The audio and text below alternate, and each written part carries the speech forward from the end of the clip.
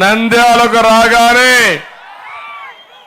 నాకు సెప్టెంబర్ 9వ తారీఖు గుర్తొస్తుంది.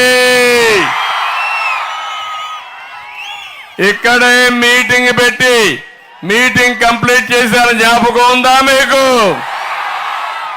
నంద్యాల వాసులకు జ్ఞాపకం ఉందా లేదా?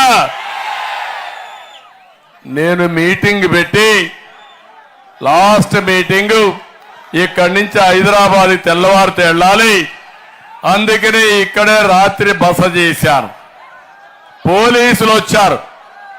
పోలీసులు వచ్చి రాత్రి మా బస్ తలుపు కొట్టారు. నేను అనుకున్నా దొంగలు వచ్చారేమో అనుకున్నా. వచ్చిన దొంగ పోలీసులు వచ్చారు, తలుపు కొట్టారు. మా వాళ్ళంతా కూడా తర్జన భర్జన పడ్డారు. తెల్లవారితో కిందికి వస్తే తెల్లవారుజామున ఎందుకయ్యా వచ్చారంటే మిమ్మల్ని అరెస్ట్ చేస్తున్నామన్నారు.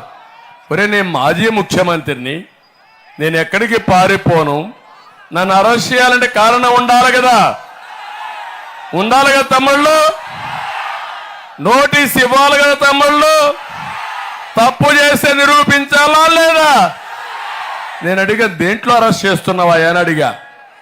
మిమ్మల్ని అరెస్ట్ చేస్తున్నాం అంతే, ఇంకేం మాట్లాడాలా అంటే అప్పుడు నేను అడిగితే దేని కింద అరెస్ట్ చేస్తున్నా ఎఫ్ఐఆర్ ఏమంటే మీ దారిలో ఇస్తాం, సాయంత్రం ఇస్తామని నన్ను బలవంతంగా ఇక్కడి నుంచి అరెస్ట్ చేసి నేరుగా అమరావతికి తీసుకెళ్లారు. తమ్ముళ్ళు జ్ఞాపకం ఉందా అని అడుగుతున్నా.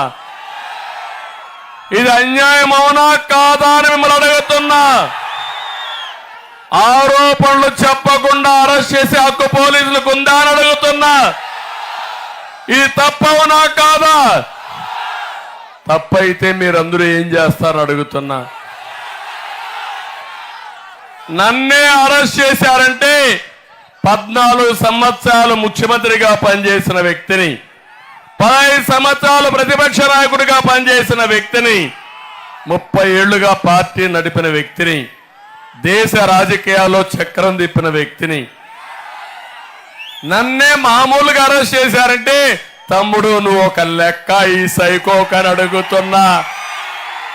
లెక్క తమ్ముడు, మీరు 5 ఏళ్లు ఇదే జరిగింది. మీరు గుర్తుపెట్టుకోవాల్సిన అవసరం ఉంది. నాకు అందుకే మా తమ్ముడు చెప్పినట్టు సైకో పోవాలి, సైకో పోవాలి. దాని మీదనే నేను మొత్తం రాష్ట్రమంతా తిరిగాను. ఈరోజు సాయంత్రం 5 గంటల ఎన్నికల సభలు పూర్తి అయిపోతాయి. రేపు ఎల్లుండు జగన్ ఇంటికి పంపి